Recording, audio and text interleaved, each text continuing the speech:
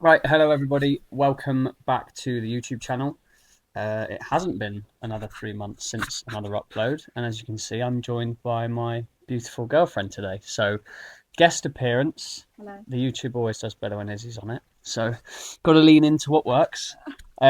Today we are going to be answering some questions that obviously we asked for on both of our Instagrams from you guys. The context being that me and Izzy are both into our sports and into our hobbies. Izzy being an avid runner, an endurance athlete. Average runner. No, come on, that's not true. Very above average at this point, definitely. Mhm. And myself, although you can't tell at the moment, a bodybuilder, because I am getting skinnier and skinnier by the day. So I guess, kick us off with some questions. So the first question is, how do you balance fitness, work, and keeping a social life? Obviously, I can only answer from a running perspective, but I think having structure is important. I think having a plan to follow is important. Um, I use the Runner app, shout out Runner, to structure all my plans, especially when I have a race coming up. I always sort of plug that into the Runner app. And I'm honest about how many runs I can fit into a week. Um, so for me, that is 3 runs a week. I usually do a run Monday, Wednesday, and then my long run on Saturday. So that really works around my schedule. Um, and yeah, I mean, I work a normal 9 to 5. You have your thing going on, so you're always busy with that as well. So yeah, I just make the time as well. Like I think you have to Yeah. prioritize correctly and just make the most of your free time. I think you've hit the nail on the head with one thing that you've said there, which definitely transfers over to my thing too, which is just make it a priority. If it's important to you, and that can be for a number of reasons, it doesn't just have to be because you're hyper fixated on a goal. That definitely pertains to myself. But for someone like Izzy, who 2 years ago you would never have said that you'd be in the position that you are now with running, No. no, but it's true, and that's come from you actively seeking to make that a priority, Yeah, and that's grown because you've nurtured it. So, I couldn't run for 2 minutes but two but years ago. and regardless of that, it's like when you started your running journey, Saturday became a day of focus for running. Park More run. specifically, Saturday morning park run, Yeah. which we both loved doing, and I am soon to be returning to doing and excited to do so. But that's then grown over time because you've learned how to sprinkle running into your actual week to week life, your day to day life. Yeah. And then obviously with the help of things like Runner, you set a much longer term goal and it kind of works backwards towards where you are at that Yeah. point. So I think the main thing with that, how do you balance fitness, work, and keeping a social life, is you make fitness a priority. I think for me, I prioritize social life more than you do. Yeah. Um, I definitely place more value on spending time with friends and just going out and having fun and like letting off some steam. I mean, I definitely do it less than I used to before I started running, and I definitely have made running a priority. But I still do, do it the odd bottomless brunch. I still, enjoy my friends' weddings and birthdays and things like that. And I like having plans in the diary to look forward to. Um, but yeah, I definitely would say that running comes first in most occasions.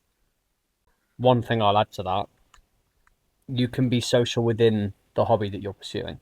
So for me, for example, I've met people through bodybuilding that I would not have met without bodybuilding. And that there is a social element to that that I think definitely gets missed by people who are maybe getting into the gym for the first time or getting into running for the first time. It's like, okay, I need to go and do this thing. I need to go for a run. There is 1,000 run clubs these days that you could Mm. marry those two things together, and it kind of takes that complication and issue away completely. Next question that we've got is, how do you keep each other motivated on days when one of you might feel low energy? I'll start on this one. So for myself, I definitely say that I fall into the category of like non-negotiables. Um, when it comes to how I structure my week, my workouts, everything like that becomes very regimented and very routine. and I do enjoy that. And I think there's a few elements to that just mean that motivation is kind of never really an issue. You don't run off motivation, you run off routine and I discipline. run off discipline more than motivation, Yeah. but they to me come hand in hand because there's days where I think, do you know what, I don't want to go into the gym and push myself quite to the level that I have to. Mm. But that the defining part in that sentence is that I have to. Yeah. Because the goals that I'm trying to achieve aren't for the 10%, they're for the 1%. And I know that might sound extreme and it might even sound egotistical to some people, but it is just the truth. So for me to expect a certain result and then put in an action that doesn't reflect the work that's needed for that result is just once again a non-negotiable. So some might see that as extreme. For me, that's what I enjoy. I enjoy separating myself from the So basically, normal you a little don't bit. need any motivation from me. Although I do like it, Because he's although I do like it, so disciplined. having said that, like, and that is true, regardless of what Izzy says to me on any given morning, like, I'm going to do the things that I am going to do because I need to do those things to achieve the things I want to achieve. However, if Izzy says to me, "Oh, yeah, your back looks nice," that's always a nice boost. Yeah. Or that lift was good. Yeah. And what about for you? I think for me with running, I definitely do have days where I'm low on motivation and I just can't be asked to go outside and do a run. Um, Obviously, for spring races, you have to train a lot in the winter when it's cold, when it's dark, after work, after your 9 to 5, and it is hard to find that motivation to get out and do it. I would say that the saving grace is having that plan in place so you know what you're doing and on what day. That kind of takes the guesswork away from it. So there's less excuses to not do the run. Um, but I think I just share when I'm not super motivated and I say to you, like, oh, I just really can't bother to go on this run. And you say, oh, come on, like, you'll feel so much better afterwards, like, etc., etc. And I do always feel better afterwards. And it is like a mini achievement that I have got out for that run in the dark and in the cold and whatever it might be. Um, but yeah, I think you're a good motivator I think that and you my support me. I think So that sometimes my outrageous levels of self-belief rub off on you. mm, For instance, when Izzy started running, she didn't believe that she could run 5K. no. And to me, that was such an outrageous statement that someone could make, and that is just me being But truthfully really, honest. I'm so unfit. But it's because I truly didn't believe that she could believe that. And we went to park run and Izzy ran 5K. Yeah. And that's because the proof is just in the pudding. We've definitely got very different mindsets when it comes to fitness. Mine is a lot more extreme. Izzy's is a lot more, Yeah. let's go at this pace and kind of build up from that. And they work. They complement each other, I think, in strange ways. I think as well you have to remember that you've been in the gym and bodybuilding and training for bodybuilding for a lot longer than I have been running. So I've been running consistently for 18 months. And in that time, I have improved a lot and I really enjoy the routine and everything and the achievement that it brings. So, yeah, you're pretty much light years ahead of me in that sense. But you still So, motivate me in that sense that, like, you've started in one spot and now you're in a completely different spot. We don't mm, really talk about it enough, but no, at the Leeds half marathon, I said, like, it's kind of crazy that 2 years ago you didn't think you could do a park run, yeah, and now you're doing these events with not really like the same level of fear, I'd no, say. because I've done it before. I know I can do it. Yeah, So, but it's proving to yeah, yourself, proving things to yourself, and that's one thing that for me with the gym is like so powerful in nurturing your self belief system, proving to yourself, and it's the same with running. It's the same with any form of exercise. Just time and time again that you can actually do the things that you didn't think you could do, yeah. and then that perception starts to change from "oh, what if I can't" to "what if I can." Yeah. I just have one more thing to add about the running versus bodybuilding spaces. I think with the running, you have a lot more freedom in terms of not being as disciplined with nutrition and being more flexible with when you run throughout the week around other things. Whereas obviously gyms have opening times, you know, you might have more energy in the morning or the evening, etc. So I think running is definitely more flexible and easier to be fitted in around Yeah, like a nine for to sure. five and things like that, especially when you're at your level of bodybuilding. Like you're spending hours in the gym. It's not just like a quick Mm. 45-minute in and out hit workout, it's like 2, 3 hours I guess, sometimes, yeah, isn't it? for reference for people, I am 13 weeks now into a natural bodybuilding prep, which is very extreme. Yeah. I know some people will think that that's, there'll be people out there that hear that are like, oh, come on, grow up. But compared to the average person, the structure of food, exercise, and just general routine Yeah. it's insane. Next. Next question, a bit more light-hearted. You can't really tell at the minute because I've got a hat on. But to the person who has asked this, how do you maintain such a good hairline in your 40s? I'm one, obviously not 40, um, nearly 30, and the answer, stay natural. Then you won't lose your hair and have good genes. By natural, he means don't take steroids. Don't take steroids. You won't lose your hair. I think you should take your hat off and show I can't do that the because viewers the hairline. I've got terrible hat hair. Go on, So just it's not going to have any real context to it. It's not a great hairline. You have to do it for me. Yeah, beautiful hairline. I do have a good hairline. Um, and so does my dad. Yeah. So there we go. The future is bright. The future is bright. Does being committed to different disciplines of fitness impact our relationship? I'll let you take that one first. Oh God. Yes, definitely. Undeniably. I think it has positive and negative impacts. Um, let's start with the good side of that, because it's always good to start on something positive. It gives us time apart, which I do think is valuable in any relationship. If you're like tied together at the hip, doing everything together all the time, I just, for me personally, within our relationship, I need my personal space. And for me, that is the gym. Um, bit of escapism, I guess. And I just like that we then have different interests and different goals that exist outside of us. Mm-hmm. It means that you're still retaining a bit of that person that, well, you are just an individual at the end of the day. Yeah, I agree with Um, that.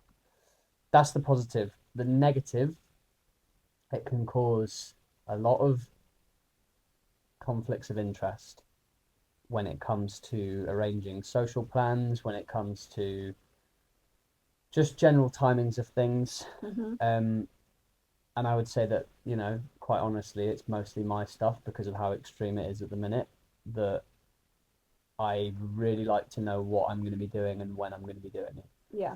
Um, it's not so bad like when you're in an off season as a bodybuilder and you can kind of be a bit more flexible with food, a bit more flexible with what sessions you do and when you do them, then it's not so bad.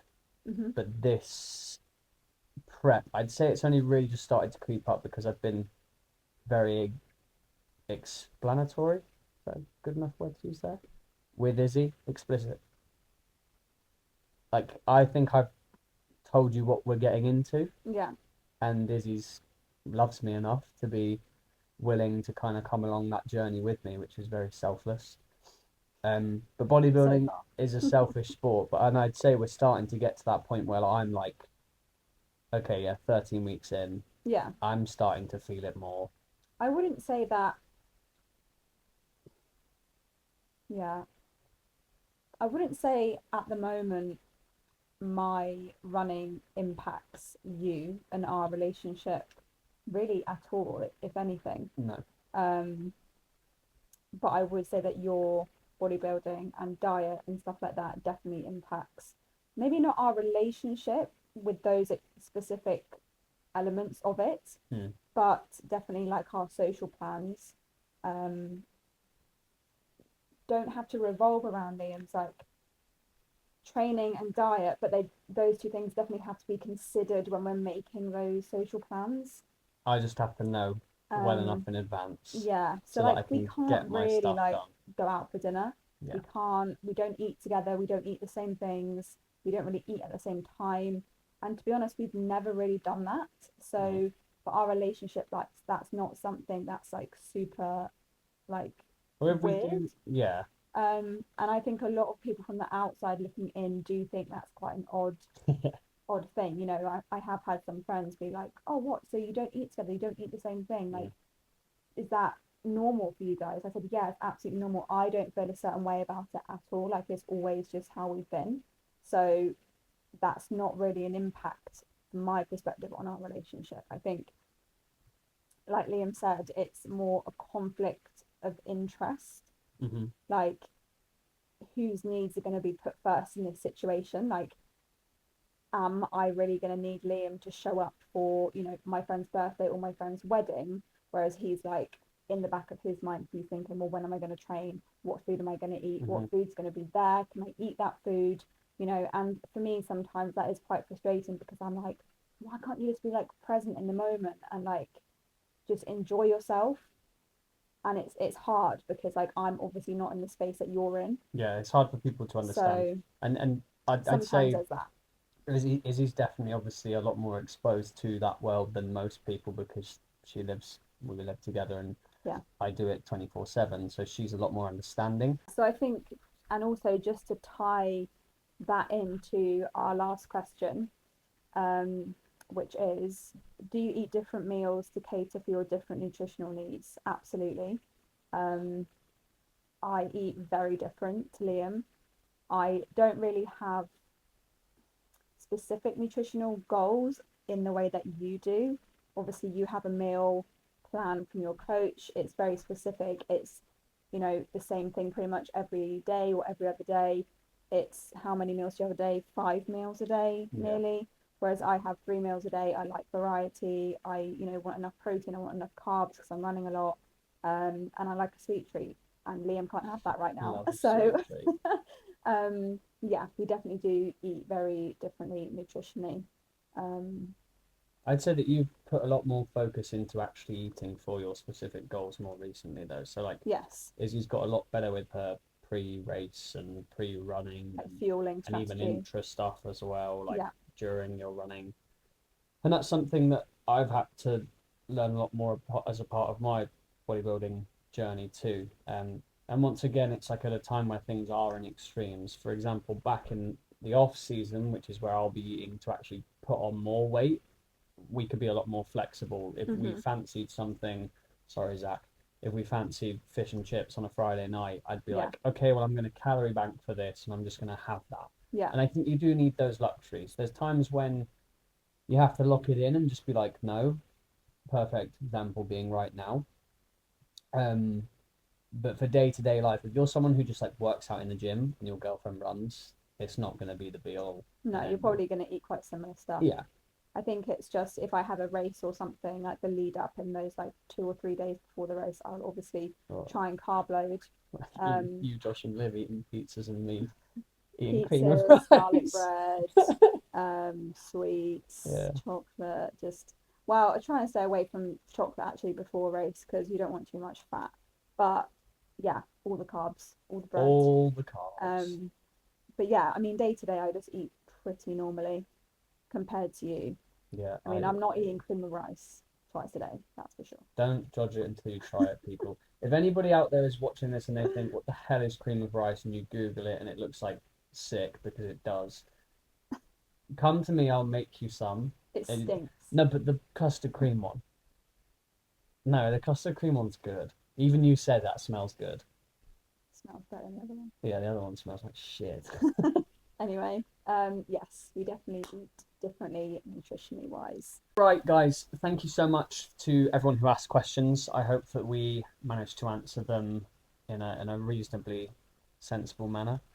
And yeah, hope you guys enjoyed this. Something a little bit different for the channel and an Let us upload. know if you have any other questions. We will do another session if so. Part two. But yeah, stay tuned. Bye bye. Bye.